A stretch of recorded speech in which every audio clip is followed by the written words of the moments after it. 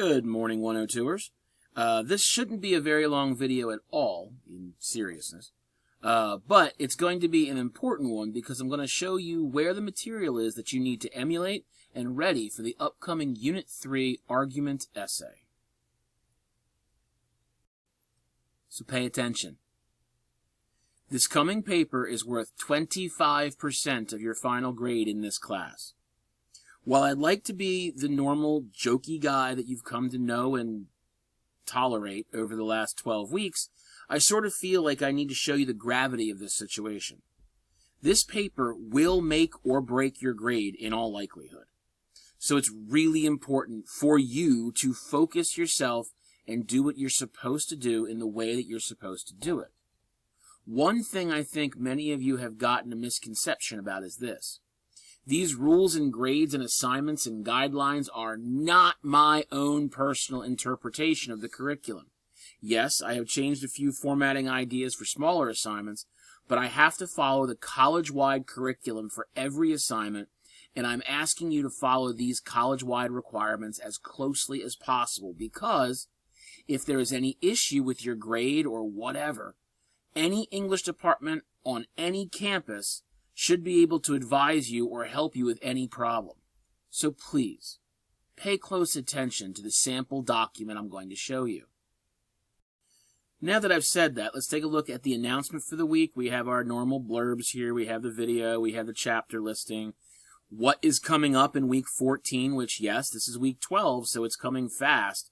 And then all of the information that would really help you get ready for the Unit 3 paper is right here. Everything is hyperlinked and ready to go. And then what do you have to do or submit by Sunday? Well, the Unit 3 progress checkpoint. We're going to go over that as well, okay?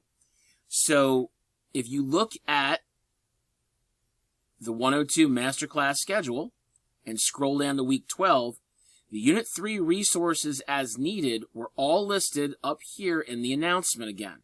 All here under review. So that's all there. The drafting conferences as needed I leave up to you, and we will be talking about that in just a second. Because honestly, the only thing that you have to do this week is the Unit 3 progress checkpoint.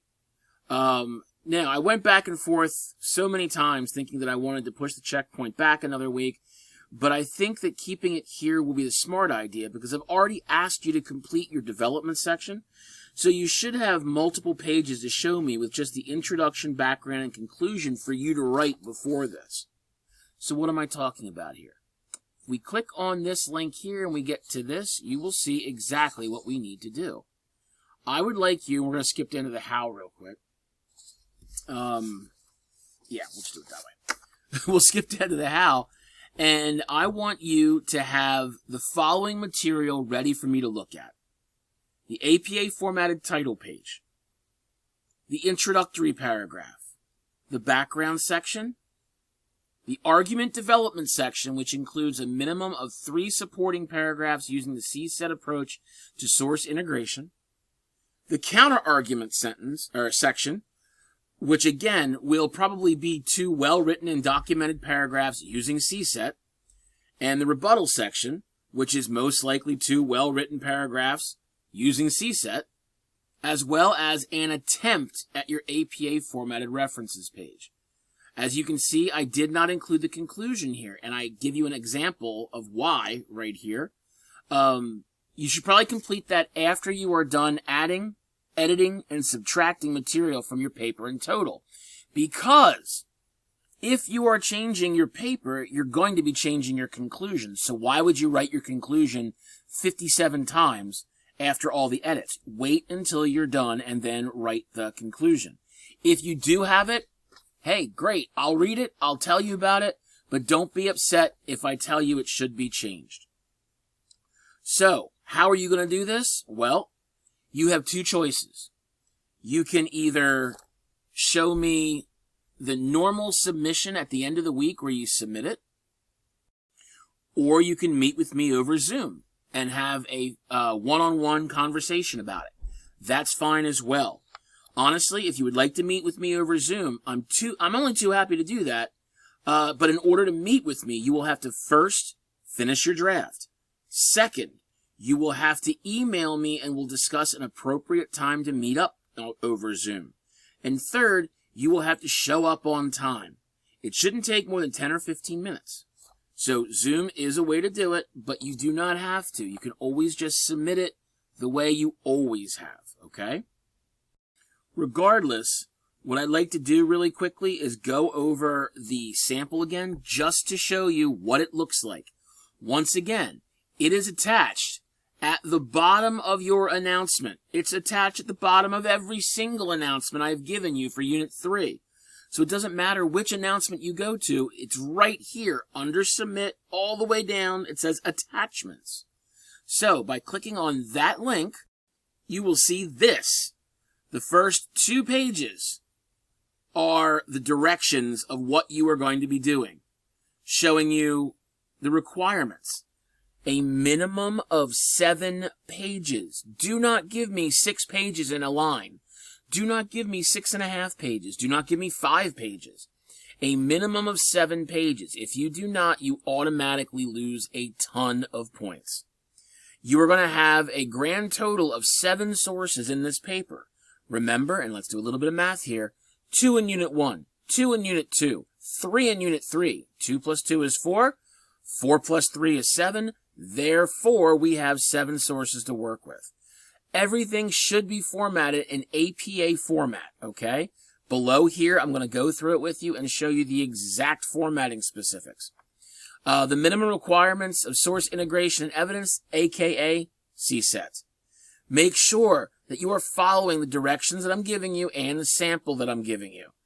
Use only the third person point of view. He, she, it, they, them, Dr. Jones, Nurse Smith, whomever. Whatever you're going to say there, great. But he, she, it, they, them. Avoid using first person at all. I, me, my, we, our, us. Don't. Unless you're part of the research team, which you're not, don't use it. And do not use second person at all. That is a trigger point for me. If I see that, your editing score goes way down. No you or your. Got it? Got it. Make sure that you have a solid introduction. It's going to have your hook or your attention getter. It's going to have enough information that your reader can understand your thesis statement. And oh, yes, by the way, your thesis statement. After that, you're going to hit your background. The background is going to establish the information that your reader needs to understand the entire argument. The controversy behind it, the history leading up to it, whatever it is. The point here is not to make your reader feel stupid, but to help them understand, okay? This might be 1 paragraph or 2 paragraphs or 3 paragraphs, depending on how much you have to explain. If you're writing about homework, okay, 1 paragraph's probably going to do. But if you're writing about CRISPR genome technology, all right, maybe 2 or 3 paragraphs are going to be what's necessary. Then you're going to have your argument, the minimum of 3 claims. Minimum means no less than. You can have 4, you can have 6, you can have 12. But as long as you have 3 well-written paragraphs, you're in good shape. Make sure you use CSET, claim, setup, evidence, tie-in. All of this should be very familiar to you by now. The counter-argument and the rebuttal. Now, I always say it's a minimum of 2 paragraphs, meaning 1 counter-argument and 1 rebuttal, but I have come to find out that the better counter-arguments and the better rebuttals usually are about 2 paragraphs apiece, which means 4 paragraphs here, okay? So I would fix that if I were you. And then finally, your conclusion to tie everything up. Echo your thesis statement to start. Remind your reader what they have been reading about. Secondly, hit all your main points again to remind your reader why your thesis statement actually worked. And then finally, reach beyond. Try to connect your topic to their life, okay? So, those are the first 2 pages, and here's what the sample will look like. For some reason, many of you forget the page number up in the upper right-hand corner. Don't do that. Don't forget it. Put it in there. Then we have the title in sentence level capitalization with then a space between it and your name. The receiving institution and department, Department of English, Delaware Technical Community College. It's for English 102 Composition 2. Literally, you can highlight these 2 lines and just copy and paste them in your paper. I'm okay with that. Write your instructor's name. That's me. Okay, so put my name there. And then the date. Do not numerically abbreviate it. Do not put 04/16/25. No. Spell it out. April is April. It doesn't take that long, okay? Then, use a page break to get down to page 2. We have our introduction. Here's our attention getter. Here's our information in the middle. Here's our thesis statement. We have a repeated title and that pesky page number. Then, each section is going to have a section header, such as background. And if you take a look at the background here, we have 2 paragraphs that is roughly going to be the whole length of a page. That's wonderful. Okay? We cite our information in APA, authors, year, paragraph number. And then every new paragraph gets indented. Here we go with your argument. Claim 1, and then what is the claim? Claim 2, and then what is the claim? Claim 3, then what is the claim? But wait, there's more. The sample paper, I went right past it, has claim 4 and what the claim is. I want it formatted like that, okay? Everything is cited within, as you can see. Everything is cited within. And then we get into the counter argument. Here's 1 paragraph. Oh, look, a 2nd paragraph. Then we go down and here's the rebuttal. Here's 1 paragraph. Oh, look, here's a 2nd paragraph. And then finally, our conclusion, which isn't very long. Everything is labeled. Everything is clearly put together, okay? Once we're done that, we enter another page break, and we get to the references. Every reference that you used within the paper should be listed on this page. It might go to a 2nd page. That's fine. Everything must be in APA format, okay? I have given you some documents to look for that. You may have forgotten where those documents are, but they are under the Week 2 recap and Week 3 preview announcement with Billy Mays from OxyClean.